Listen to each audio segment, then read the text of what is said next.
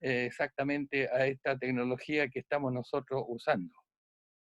Decir que además, como lo mencionaba Sebastián, hay un segundo beneficio, y el beneficio es que la ética, que si bien es cierto debe ser objeto de atención en el trabajo diario del médico, desde mi punto de vista ha sido muy poco considerada hasta ahora, incluso en la formación de nuestros especialistas.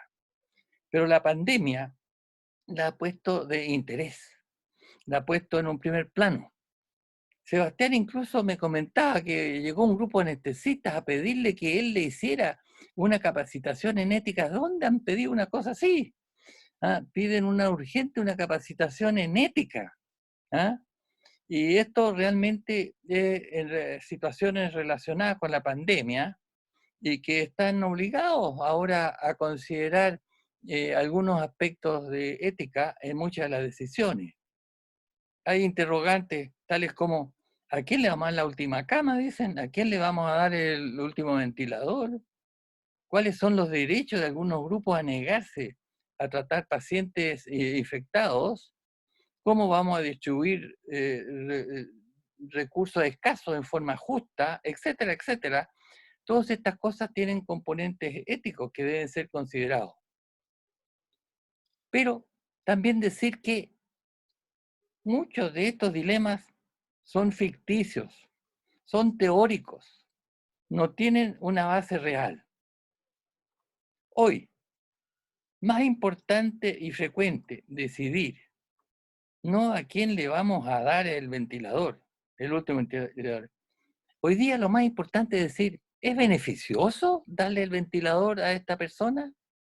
¿Es un beneficio para esta persona ingresarla a la UCI? O sea, el tema no es a quién le vamos a dar el último ventilador, sino que realmente tener que decidir si es un beneficio para esta persona realmente ponerla en ventilación mecánica. Ese es el tema, no a quién le voy a dar el último ventilador. Aunque tengamos muchos ventiladores, ¿esta persona merece que la pongamos en ventilación mecánica? ¿Le estamos haciendo un bien o le estamos haciendo un daño? O sea que esto del último ventilador y la última capa no es el tema principal. Hoy día considera que el buen médico, por supuesto, tiene que saber recetar el medicamento, pero también es muy importante que decida cuándo no hay que recetar el medicamento. No es solamente cuando lo receta, sino cuando no hay que recetarlo. Y muchas veces esta reflexión no se hace. Y realmente la persona tiene problemas respiratorios, ya, pues el ventilador le resuelve el problema respiratorio, pero ¿es adecuado poner a esta persona en ventilación? ¿Es adecuado? Yo puedo recetar este fármaco, pero ¿es un beneficio para este paciente ponerlo con este medicamento? Entonces, esa es la ética, pues. La ética nos hace pensar en el deber ser, cómo deben ser las cosas.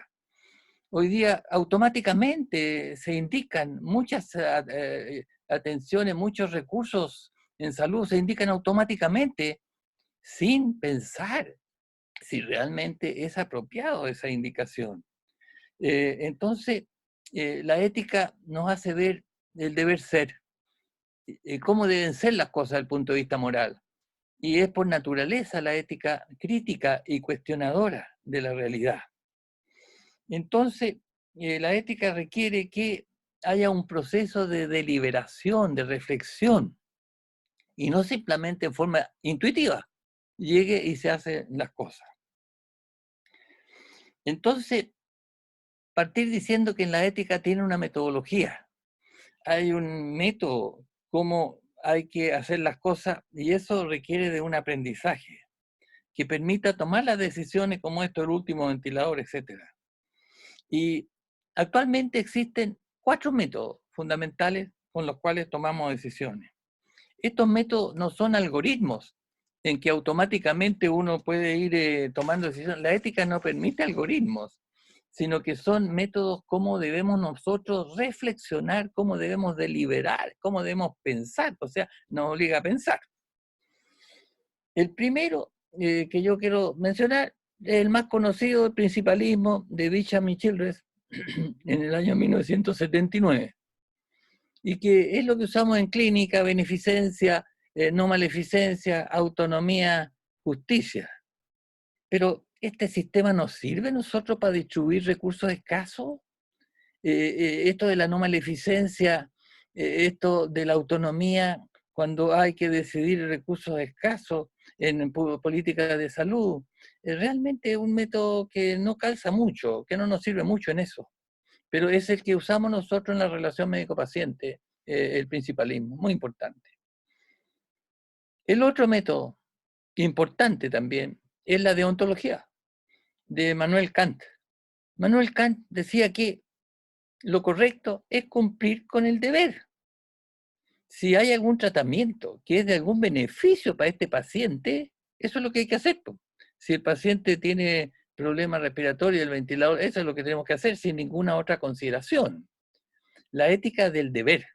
Cumplir con el deber es lo que es correcto. Y si uno no cumple con el deber, de acuerdo a la deontología de Kant, eso no corresponde. Y es muy, se da como ejemplo que si uno, el deber, que uno dice que mentir es malo, y llega un sicario a la casa de uno a matar a un inocente que tenemos escondido, según el deber, realmente lo que hay que decirle al sicario: sí, pues está escondido ahí en la pieza. ¿Ah? O sea, cumplir el deber absolutamente es lo que realmente nos propone la deontología de Kant. Si uno cumple con el deber, está absolutamente correcto, independientemente de las consecuencias que eso pueda tener. El tercer método es muy interesante, es la ética de las virtudes. Eso lo propuso Aristóteles, las virtudes. Si un médico es virtuoso, ese médico va a decidir en forma correcta. Basta que sea virtuoso y él va a decidir correctamente lo que corresponde en un momento dado. Pero en la época actual, el cuarto sistema moral es el que más usamos: consecuencialismo, propuesto por John Stuart Mill. Ese es el que usamos nosotros principalmente en un problema de ética como pandemia. El consecuencialismo es un método que nos hace decidir qué es lo que va a producir mayor beneficio en ese momento, independientemente de normas, valores. ¿Qué es lo que es más beneficioso para la circunstancia en que está? Es el triage, que partió con un médico francés, Dominique Jean Larrey, cirujano del Guardia Imperial de Napoleón en el año 1800. Ellos, en una situación de guerra, si un soldado tiene una trisión de un dedo, bueno, le amputamos el dedo y a los 7 días está de nuevo en el frente de batalla.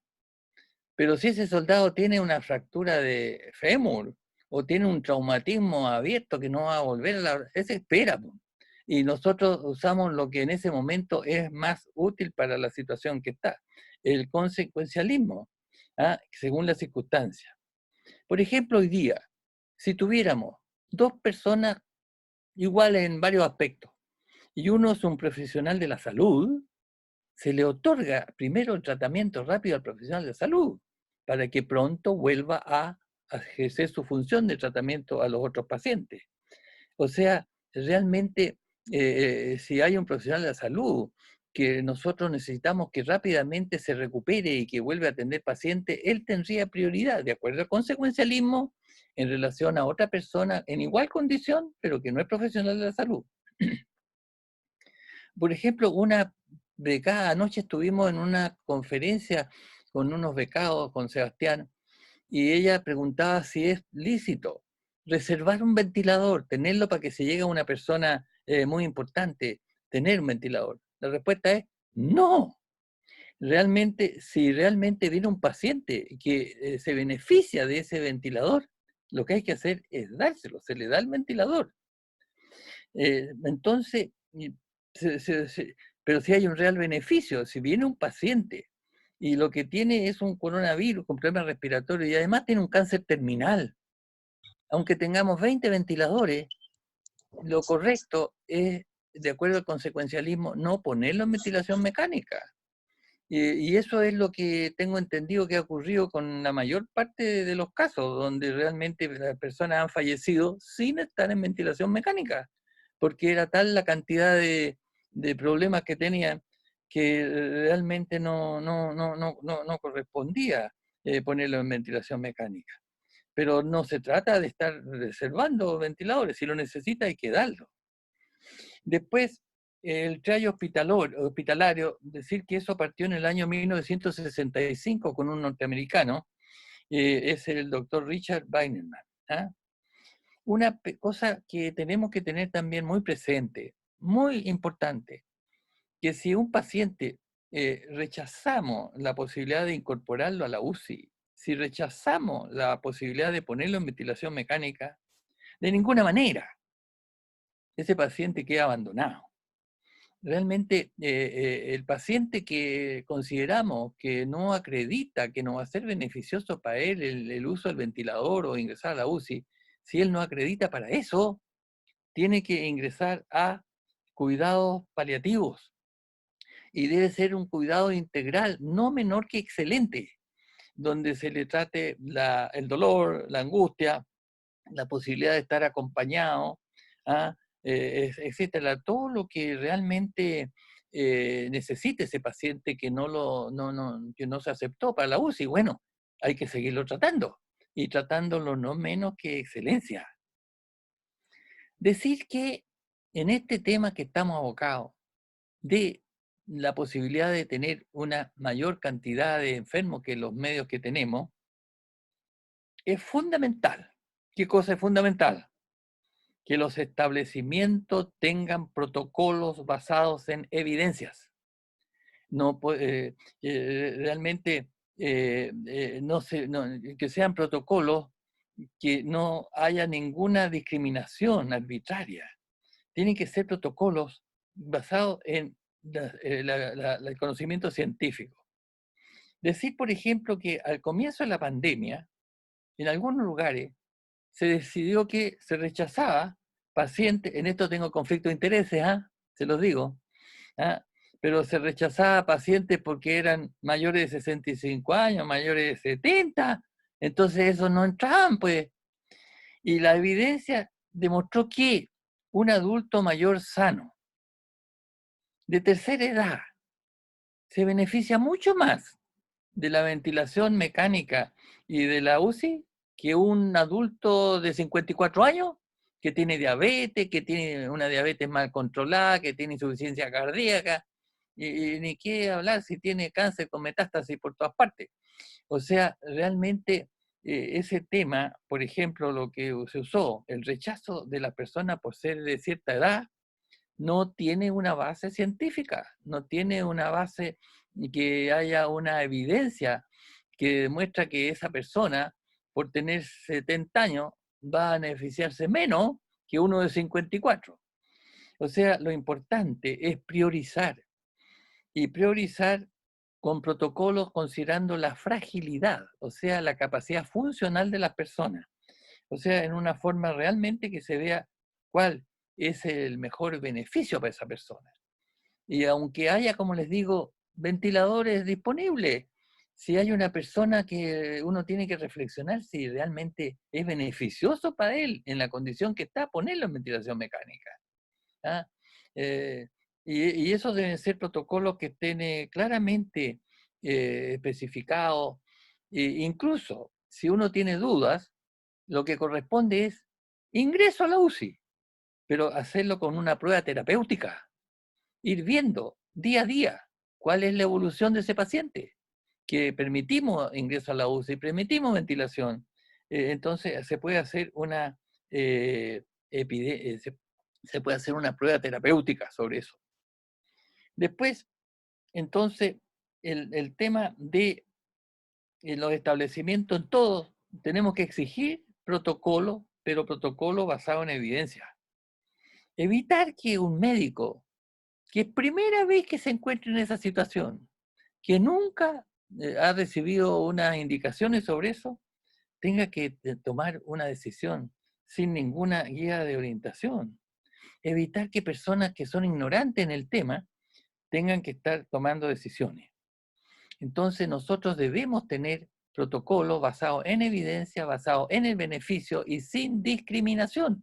No porque es una persona que es un haitiano o es una persona que viene de otro país, no, no. Realmente la dignidad de las personas es muy importante, todos son dignos, pero hay que decidir cuál es el que tiene más beneficio con lo que vamos a hacer. Esos protocolos tienen que ser protocolos consensuados, basados en evidencia científica, que sean públicos de conocimiento todo y transparentes, y que no haya discriminación. También yo diría que en esta situación de que estamos todos asustados y con problemas, hay un rol importante que debe ser considerado en los comités de ética asistencial. Con Sebastián ya habíamos comentado esto, el comité de ética asistencial debe estar dispuesto a proporcionar apoyo en todo momento a los médicos que se enfrentan ante esta situación. Nosotros tenemos un comité en el Hospital Van Buren que nos reunimos con cierta regularidad, pero tenemos otra manera de trabajar que le llamamos la consultoría ética. La consultoría ética es algo que se hace a la brevedad. No se hace en una reunión tratada, sino que alguien del comité asesora a la persona. Se comunican con el comité, que fundamentalmente con Sebastián, y alguien del comité se presenta en esa situación y reflexiona y produce y da una opinión. O sea, los comités de ética asistencial son muy importantes. Hay tantos temas. Finalmente, uno de los temas que varias veces se ha tocado es la obligación de tratar. Yo, en relación a eso, les quiero leer a ustedes algunos párrafos de este libro, que es un libro de ética que el Colegio Médico seleccionó 50 artículos que de los artículos que yo había publicado, seleccionó 50 y los publicó en este libro que está gratis por lo demás a disposición del que lo quiera en el Colegio Médico. Entonces, en relación a la obligación de tratar, yo tengo escrito aquí en el año 2011 parece, profesionalismo en medicina está escrito aquí. Quiero leer algunos pequeños párrafos. ¿Qué significa profesionalismo? La palabra profesión viene del latín, que significa una declaración pública que tiene la fuerza de una promesa. Las profesiones están constituidas por grupos de personas que declaran de manera oficial que sus miembros se comprometen a actuar y a comportarse de cierta manera, a los cuales el grupo mismo y la sociedad pueden sancionar cuando no actúa de acuerdo a ciertas reglas de conducta. La profesión entonces se presenta ante la sociedad como un beneficio social y la sociedad acepta la profesión mediante un pronunciamiento reglamentado para los objetivos que tiene. Y acá, en esta otra parte, tengo yo otra cosa que dice, las características generales de una profesión son tres. Primero, la profesión tiene que tener una competencia en un cuerpo especializado de conocimiento y habilidad que debe ser excelente. Hay un reconocimiento de deberes y de responsabilidades específicas hacia las personas a las que sirve. Y también la profesión tiene el derecho a formar, admitir, disciplinar y destituir a sus miembros por no mantener la competencia observada y los deberes de la profesión. Y aquí hay otro párrafo que quiero rápidamente leer. Diferencia entre la profesión médica y otras actividades profesionales. Esto significa que tiene un deber especialmente estricto para asegurar que sus condiciones y acciones estén al servicio del bienestar de sus pacientes, como primer objetivo, e incluso a expensas de algún costo personal. Además, los médicos incluyen en los códigos de ética obligaciones específicas derivadas de esta obligación. Esto es lo que dice este librito. Además, acá tengo otro librito que muy pocos conocen, que no lo han leído, que es el Código de Ética del Colegio Médico. El Código de Ética del Colegio Médico tiene también acá un capítulo sobre la relación del médico con sus pacientes. Hay varios aspectos, pero el que yo quiero leer es el artículo 18. El médico deberá prestar atención profesional a toda persona enferma que lo requiera y no podrá eludir esta atención cuando no exista otro colega que se haga cargo del enfermo. Entonces, decir de que realmente acá yo creo que hay una serie de aspectos que podemos analizar desde el punto de vista de la ética, las situaciones de protección personal, las distintas obligaciones que hay. Pero yo quería hacerles ver este barrido inicial porque creo que debemos reservar tiempo para opiniones, escuchar a otros, porque como les digo, en ética no hay un punto final, no hay algoritmo como pueden haber en otras cosas. Aquí todas las cosas son susceptibles de ser analizadas de distintos ángulos, pero lo importante es reflexionar y dar argumentos sólidos, racionales, y no simplemente estar decidiendo, esto me parece mal, esto me parece bien. No, eso no sirve. Lo que necesitamos es basarnos en argumentos. Yo, Sebastián, eso es lo que yo tenía pensado como introducción, y después escucharlo y ver preguntas, ver opiniones, así que te dejo la palabra. Perfecto, muchas gracias, doctor Novoa, por la presentación. Yo creo que efectivamente fue un barrido, pero nos permite ir visualizando eh, las múltiples aristas que esto tiene, desde identificar situaciones conflictivas hasta los mismos métodos para la toma de decisiones, que yo creo que las esbozó, y cada situación puntualmente también tiene un aspecto en particular. Entonces, eh, en la viñeta donde dice participantes, en la parte inferior, si ustedes hacen clic, van a encontrar al lado derecho la lista de los participantes y en el lado inferior un botón que dice levantar la mano. Para los que quieran hacer uso de la palabra, solicitarles que puedan apretar ese botón, levantar la mano, y ahí nosotros saber quiénes quieran hablar y poder otorgarle las palabras posteriormente.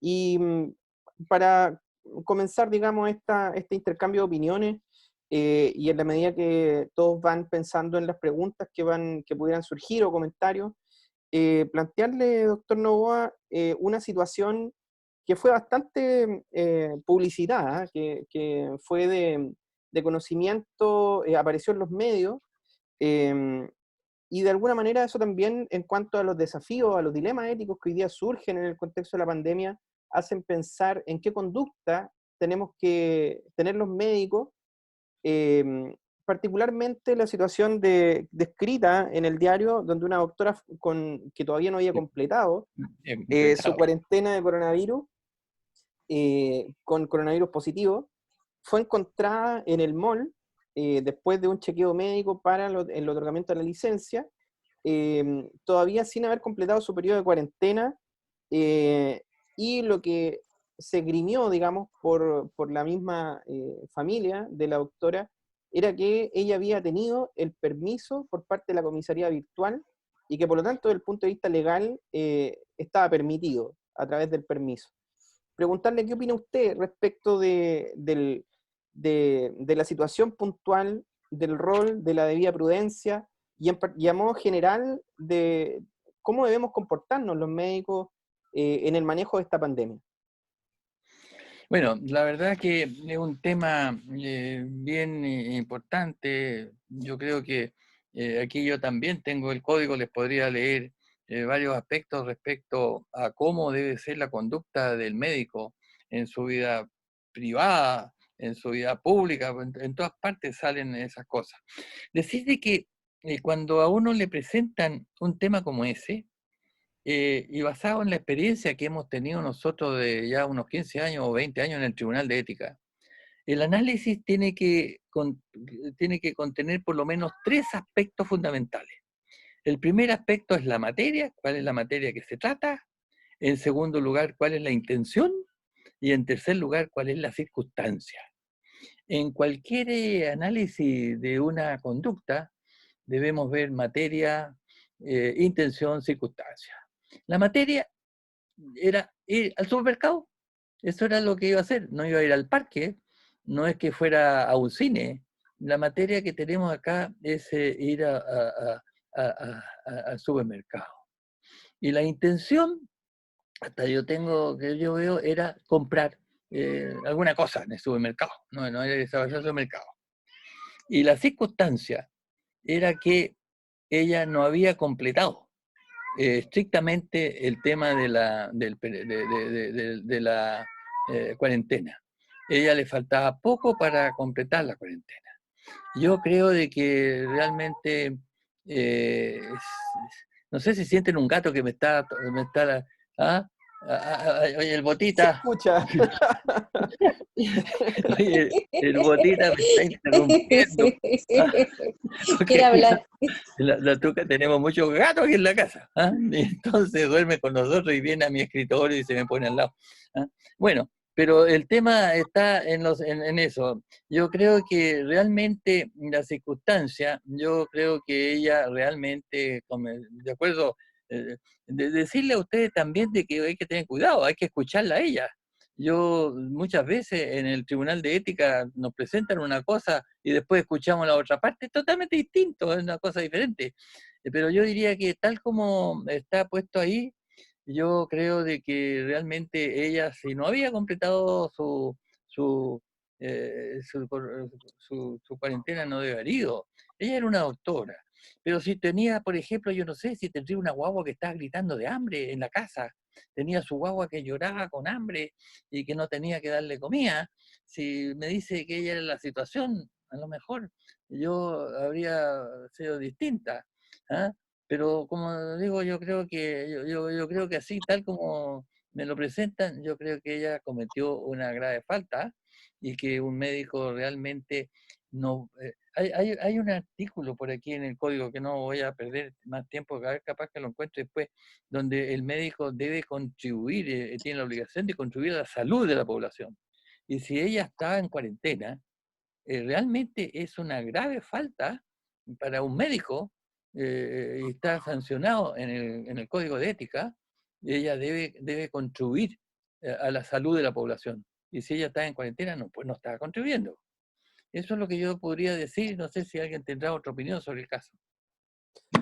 Agradecerle el comentario, doctor Novoa. Hay ya varias manos levantadas. Pedirle a quienes hagan uso de la palabra que sea, ojalá, breve, para dar lugar a que efectivamente se dé un intercambio.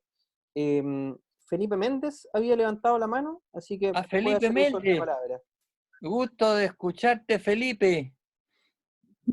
¿Cómo estás tú? Tantos años. Muy Felipe, bien, Doc, muy bien, muchas gracias. me acuerdo muy bien de ti, hombre con valores, ¿ah? Con valores cristianos que son muy importantes. ¿Sigue así o no has cambiado de idea? No, no, sigo siendo cristiano, Doc. Sigue Sigo, siendo sigo, cristiano. Ya, sí. me alegro de eso. Qué bueno verte. Bueno, yo le agradezco la oportunidad de ver a tantos amigos y colegas en este confinamiento. Es una linda experiencia verlos a todos. Saludos a todos. Y le agradezco a usted, doctor, escucharlo como siempre, con todas sus ideas y su análisis que nos ayuda bastante. Yo le quería preguntar respecto a nuestro rol como médicos en cuanto a el enfrentamiento que tenemos respecto a las políticas públicas que se toman en los países y que muchas veces no tienen un fundamento eh, estrictamente médico o más bien salubrista, sino que tienen un fundamento más bien político. Y si debemos nosotros acatar o callar o no expresar nuestra opinión respecto a eso. Yo le pongo el ejemplo de que aquí en el hospital de Puerto Montt se quiere instalar un canal, uno de estos tubos o túneles de sanitización que en realidad no tiene ninguna prueba demostrada en la literatura. De hecho, la literatura demuestra que podría ser peor porque produce una aspersión del virus y podría aumentar, digamos, la contagiosidad de la persona después de pasar por este túnel, pero que públicamente se ve bastante bien que un hospital tenga como un túnel donde la gente se sanitiza antes de entrar a la urgencia.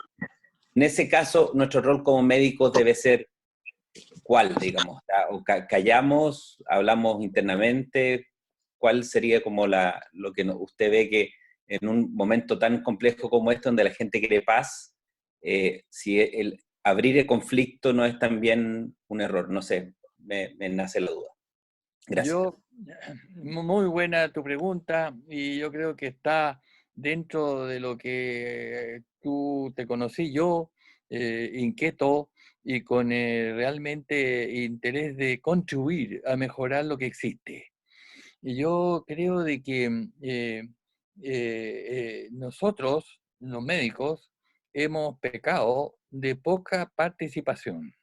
Simplemente nosotros realmente hemos usufructuado de ciertos beneficios que tiene la medicina y hemos sido poco activos, y que realmente la sociedad científica, todos estos grupos debieran participar activamente en la política de salud y lo que se hace. Yo creo de que una de las cosas que yo le comentaba al doctor Julian, con que tuvimos esta reunión, me parece que el lunes, decir de que esta pandemia ha permitido que los médicos tengamos mayor injerencia en lo que se está haciendo. Esta pandemia ha habido mayor participación de los médicos, y que esto es algo que es de esperar, que esta mayor participación después se mantenga una vez que esta pandemia pase, porque algún día va a pasar, y que realmente en las políticas que se toman sean médicos clínicos, médicos que están realmente donde las cosas se producen, que puedan ser escuchados, y no sean cosas que se deciden en Santiago detrás de un escritorio, y que a veces son gente que son ingenieros, no ni siquiera son médicos, son ingenieros comerciales, y que valoran más cierta cosa, que los hospitales tienen que estar sin deuda, y valoran más eso que realmente las atenciones que se producen. Yo no quiero ser muy largo, pero sí decirte a ti que estoy muy de acuerdo, que nosotros debemos ser críticos de lo que ocurre y hacernos escuchar. Y yo creo que debemos lograr un poquito más de poder, teniendo presente una cosa, que cuando hay una crisis, cuando hay un terremoto, cualquier cosa, yo diría de que en una situación de crisis se deben perder libertades individuales. Realmente hoy día la gente no puede decir, yo no voy a usar mascarilla. Usted usa mascarilla, po, y si no usa mascarilla va a tener una multa. O sea, yo soy muy partidario de las libertades, pero tiene que haber una coordinación, pero sí una obligación de ser nosotros escuchados. Y nosotros no, en la formación, nosotros acá teníamos la idea de que en los últimos años hubiera una formación de los médicos, cómo hacer un programa, cómo mandar una carta, qué manera de hacerle ver a la autoridad lo que necesitamos, y no quedarnos sentados en el escritorio esperando que lleguen los pacientes, sino que ver la manera cómo mejorar lo que hay. Yo no puedo estar más de acuerdo contigo en que realmente uno tiene que ser crítico, no puede ser simplemente espectador de lo que está pasando. Yo diría que la vida tiene que tener un sentido, y no simplemente mirar lo que pasa, sino que eso que pasa nos convoque, nos provoque lo que está pasando, y actuar. Yo pienso que tienen que hacer ver las cosas, pero con evidencia, o sea, así es lo que hemos hablado, cuáles son las demostraciones que hay. Eso sería lo que yo pensaría. Perfecto, muchas gracias a Felipe por la pregunta y a usted, doctor Novoa, naturalmente. Doctora Kleinstoiber también había levantado la mano, así que por favor, para que pueda hacer uso de la palabra. Pero me parece que habían otros antes que yo. Bueno, también tenemos... Oye, veo a tu lado. Qué gusto de verte. Me acuerdo de un libro que queríamos los dos, ¿te acuerdas, en Buenos Aires? Sí. ¿Te acuerdas de ese famoso libro? Y que alguien se lo robó. Estábamos en un congreso de neurología y se robaron el libro que los dos queríamos. Bueno, ha sido bien internacional esto, porque además tenemos también la opinión desde Inglaterra, porque Felipe, me da la idea que Felipe Castro, Felipe. que estaba también solicitando la palabra, así que adelante, puedes hacer uso de la palabra, ¿Sí? Felipe. Oye, Hola, buenas noches. Son acá ya 1:15 para las 12. Buenas noches, doctor Novoa. Gracias por su introducción. Y de acuerdo a la doctrina utilitarista de John Stuart Mill, tal como lo planteó usted, sería lícito o válido privilegiar, por ejemplo, un ventilador mecánico por una persona que trabaja en salud, desde el punto de vista del uso eficiente de los recursos.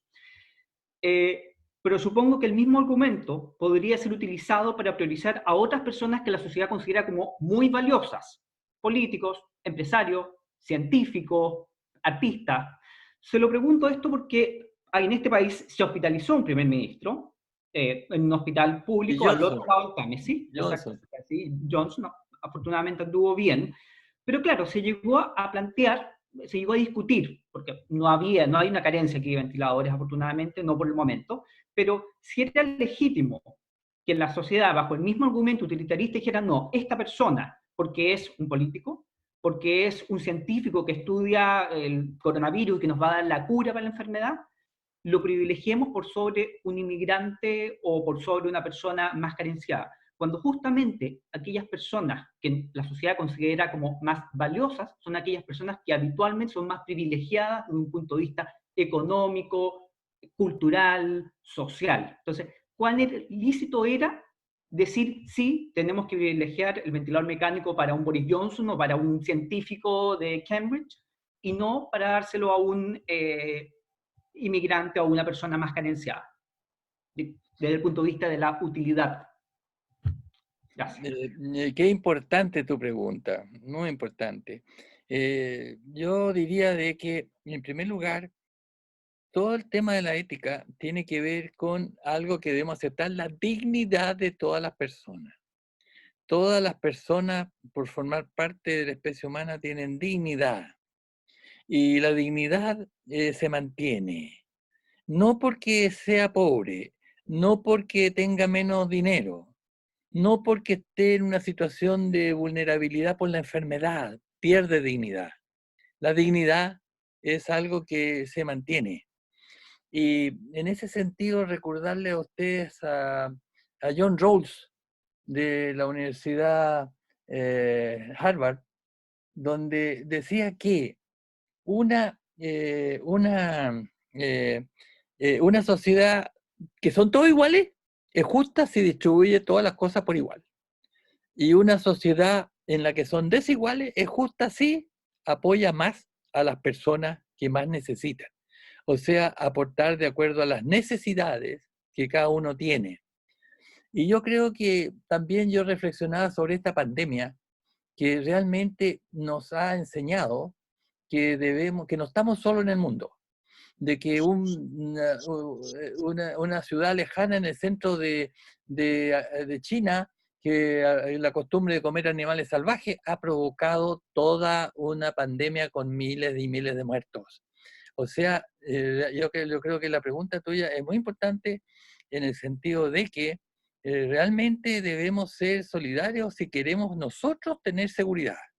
Si nosotros queremos tener seguridad, tenemos que, tal como tú dices, dar más a las personas que tienen menos ingresos, porque esas personas son las que más van a utilizar recursos de salud, esas personas son las que van a tener infecciones y que nos van a afectar a todos. O sea, yo creo de que la pregunta tuya, decir que la dignidad no es pareja para todos, y no pueden haber privilegios por ese motivo. Pero lo que sí muchos consideran hoy día, que un trabajador de la salud, frente a igualdad de condiciones, a otro que no, necesitamos que ese trabajador se recupere luego. O sea, la idea está, Felipe, yo creo que realmente distribuir de acuerdo a las necesidades de las personas, fundamentalmente. ¿Ah? Eso sería lo que a mí se me ocurre, puedes decir. Muchas gracias, doctor. Yo creo que, y gracias, Felipe, por la pregunta. Yo creo que en el fondo se hace mención ahí al valor instrumental, al principio instrumental de priorizar al trabajador de la salud, pensando en este beneficio, digamos, del punto de vista de su participación en el manejo de la pandemia. Doctora Kleinstoiber, por favor. Muchas gracias. Doctor, yo quería preguntarle, porque esta es una mirada desde otro punto de vista. En el último mes, las universidades que formamos especialistas ¿ya? Estamos recibiendo una demanda creciente de distintas entidades, entre ellas del Ministerio, para formar con mayor celeridad a los especialistas, ¿ya? Por hacerlo más rápido, más expedito, ¿ya? Con la justificación o el argumento de que se necesitan profesionales para hacerse cargo de la pandemia. Y esto no solo en los que están egresando por egresar, sino que los que probablemente van a egresar el próximo año y que van a haber sufrido estos meses de suspensión de actividades, de modificación de actividades o de frentón, ya de pérdidas de oportunidades de aprendizaje en lo que son los aspectos específicos de cada especialidad, ¿ya? Entonces uno tiene por un lado ya las necesidades país de tener más especialistas de Arica a Punta Arenas trabajando por la población, y por otro lado la presión de que ellos egresen o se formen, aunque en este año vaya a significar un detrimento en su formación, ¿ya? Y uno puede encontrar ejemplos cuantitativos, ¿ya? Que es bien gráfico en todas las especialidades quirúrgicas, por ejemplo.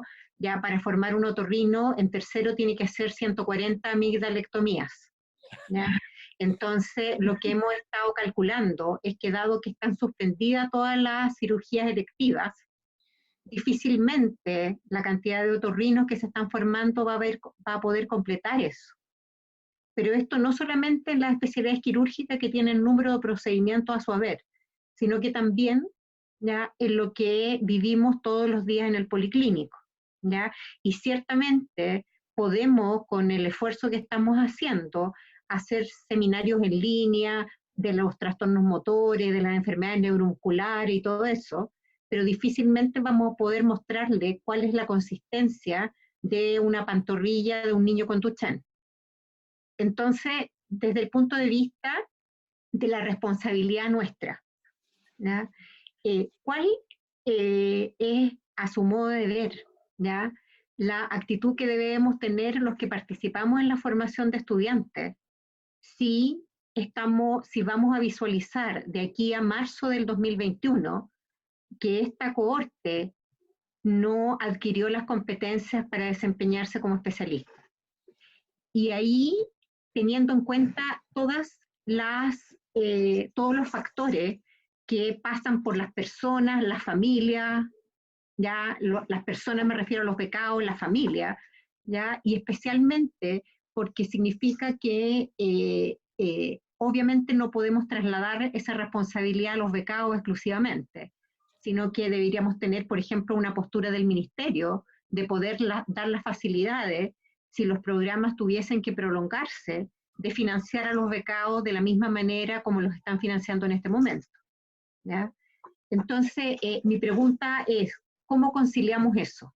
Porque ya hay algunas universidades que están promoviendo que las universidades seamos más flexibles en los criterios para titulación, ¿ya? Y no voy a la cosa inmediata de los exámenes de ahora, voy en un año más.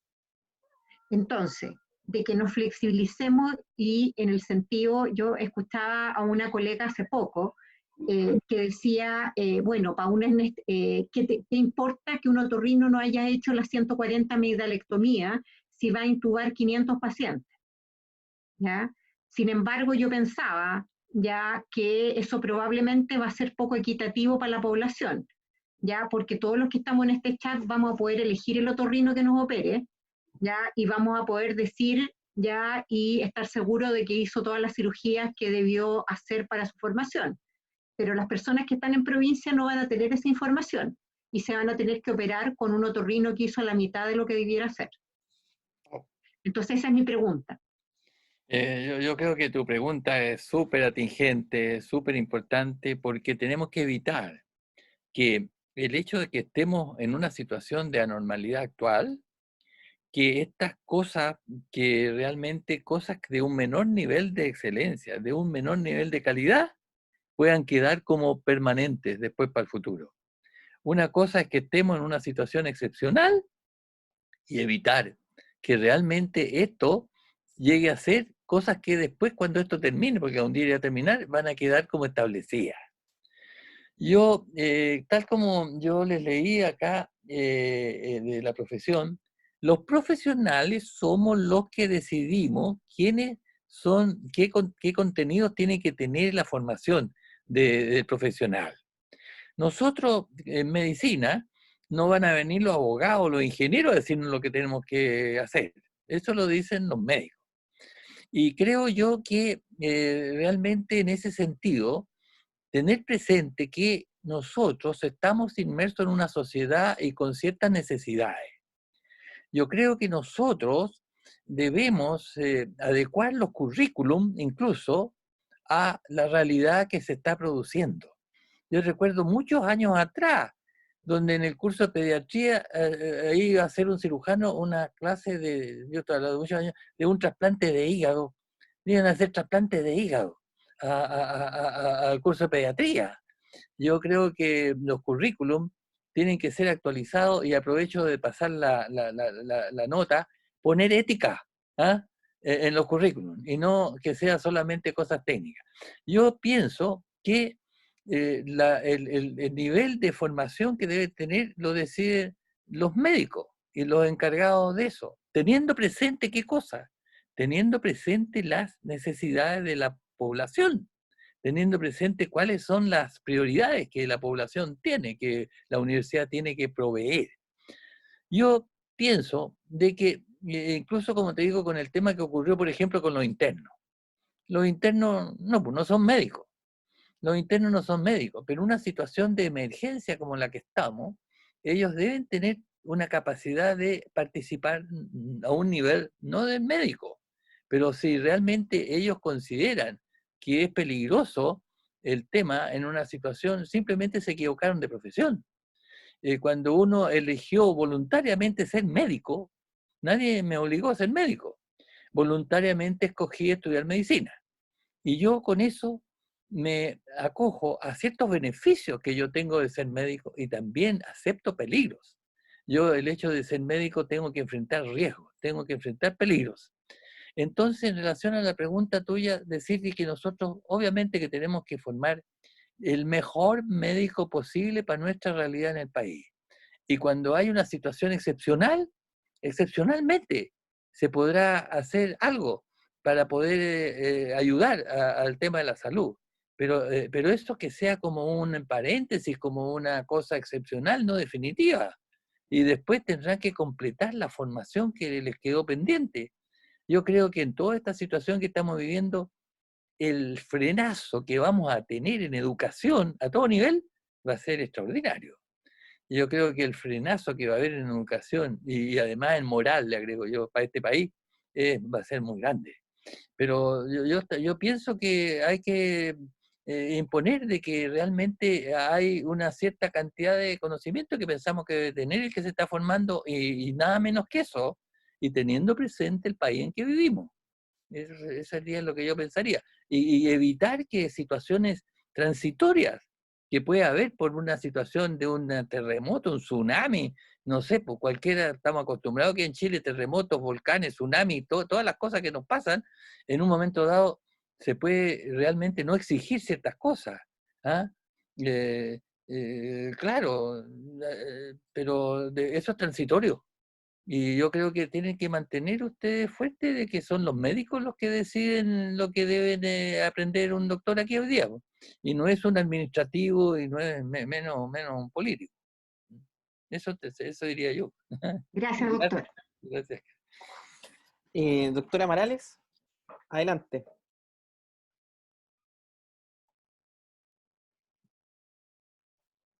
Doctora Amarales, está sin micrófono, le vamos a... Ahí sí. Ya, ahí sí. Ya, en realidad quería agradecer al doctor su exposición, puesto que es siempre agradable escucharlo, es siempre un aprendizaje escuchar lo que él nos entrega, y además en este encuentro de tanta gente, que como que me renueva la esperanza de nuestra profesión y de nuestra especialidad. En realidad la pregunta que quería hacer, como que el doctor ya la tocó, y es en relación a justamente a la posición que tuvieron los internos de la Universidad Católica, en que ellos plantearon, hicieron una carta diciendo que no estaban en disposición o no estaban de acuerdo con asumir la responsabilidad que significaba atender pacientes si no existían los elementos de protección mínimos para poder ejercer esta acción.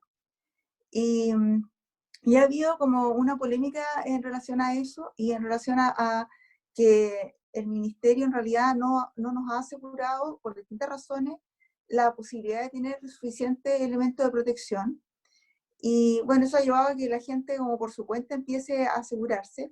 Pero lo que yo quería preguntarle específicamente, que yo creo que ya lo tocó, es qué piensa el doctor Novoa en relación a poner ciertos límites de atención, tratando de priorizar la protección de los funcionarios. Porque también hay que considerar que si los funcionarios se enferman, eso va a significar que vamos a tener menos gente para atender y por otro lado va a ser una fuente de contagio para otros pacientes. Entonces yo pienso que los elementos de protección deberían ser una condición necesaria para que ejerzamos nuestra labor. ¿Y de qué manera podríamos nosotros presionar para que eso se haga efectivo? Eso. Bueno, bien importante punto de recordar a ustedes de que realmente nosotros tenemos que exigir estos métodos de protección. Yo diría de que realmente hay cosas que, hay un término en ética que se llama supererogatorio, donde la persona hace más que lo que le correspondería. Por ejemplo, en épocas anteriores que ya hemos superado, acá en Chile había el tema del aborto, que en ninguna condición debiera hacerse un aborto. Y si había una situación que estaba produciendo la muerte de la madre, el aborto no se hacía y se moría. Y eso es lo que ocurrió en Irlanda con una dentista de 32 años. Entonces hay cosas que son exigencias que se llaman supererogatorios que no son necesarios de hacer. Decir, por ejemplo, a ustedes que lo que se dice que hacer una reanimación cardiorrespiratoria a una persona que está muriendo de un coronavirus, ¿ah? Hacer eso no es obligatorio hacerlo, es supererogatorio, porque va a una situación segura. Yo lo hago como el ejemplo que yo lo he conversado con Sebastián, que si hay un salvavidas y hay una persona que se está ahogando en el agua, tiene que tirarse al agua. Pero si además en el agua hay un tiburón blanco, no tiene por qué tirarse. O sea, hay cosas que realmente son más allá de las obligaciones que uno tiene. Y yo creo que tenemos que exigir realmente que las personas tengan las mascarillas, la ropa. Y eso está ocurriendo en varias partes. Yo le comentaba que en Estados Unidos, en Washington, un médico lo echaron del hospital y por haber públicamente dicho que no tenían los elementos y lo despidieron del hospital. Y una enfermera gastó $1.200 comprando mascarilla y ropa que repartió a sus compañeras con su bolsillo y la echaron en Estados Unidos por haber repartido material que realmente no tenía. No, yo creo que el tema de la seguridad, tenemos que tener la seguridad necesaria y hay gente que es capaz de hacer cosas, pues. La tragedia de Chernobyl en Rusia, cuando ocurrió inicialmente, partió una serie de profesionales a manejar la situación allá, sabiendo que iban a morir, sabiendo que la radiación que iban a recibir era incompatible con la vida. Partieron para allá, pero eso no es obligatorio. Yo diría que realmente eso es supererogatorio, se llama, en el sentido de hacer más allá de lo que corresponde. Entonces, el tema está en que hay que exigir realmente que nos den los medios apropiados para trabajar. Esa sería mi opinión.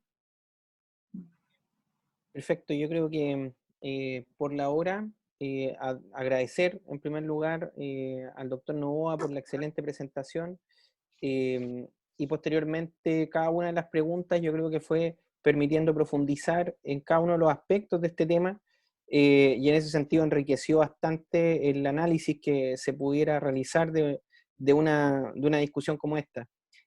agradecer la participación de todos ustedes. Yo creo que ha sido un número importante y nos honra realmente la presencia de todos ustedes en esta actividad. Con ribetes internacionales, tenemos a Felipe desde Inglaterra, altas horas de la noche, así que agradecido por tu interés en estos temas y también tu presencia. Preguntarles si es que están de acuerdo, si interesan en poder mantener estos temas, este tipo de conversaciones, y posteriormente quizá no en relación al coronavirus, sino en otro tema tingente de la ética, pero no sé qué les parece mantener esta actividad. Sí, de todas maneras. Sí, Totalmente de acuerdo. oye, muy agradecidos por el doctor Novoa, siempre es un agrado escucharlo Gracias. y es iluminador, así que desde acá Santiago le mandamos un abrazo. Gracias. Bueno, sí, yo creo que el tema incluso lo podemos ir definiendo, pero yo creo que efectivamente estos temas son importantes y agradecer a ustedes el interés en esta y en las siguientes presentaciones que se pudieran realizar. Como Así ustedes ven, que, Sebastián agarró papa. Y realmente el interés que tienen estos temas, realmente agarró papa. Así que ese es el estilo que tiene, ya se lo advierto. ¿Ah? bueno, yo creo que son claves hoy día y todos los Sí, días. Yo creo todos los que días. en la medida que Todos uno los cuenta con información, identifica la importancia de estos temas. Así que darle las gracias y enviarle un abrazo virtual a cada uno de ustedes y cuídense mucho y nos veremos en una siguiente oportunidad. Muchas Que estén gracias. muy bien, cuídense. Gracias, muchas gracias. Un abrazo, doctor. Muchas gracias, chao. Chao.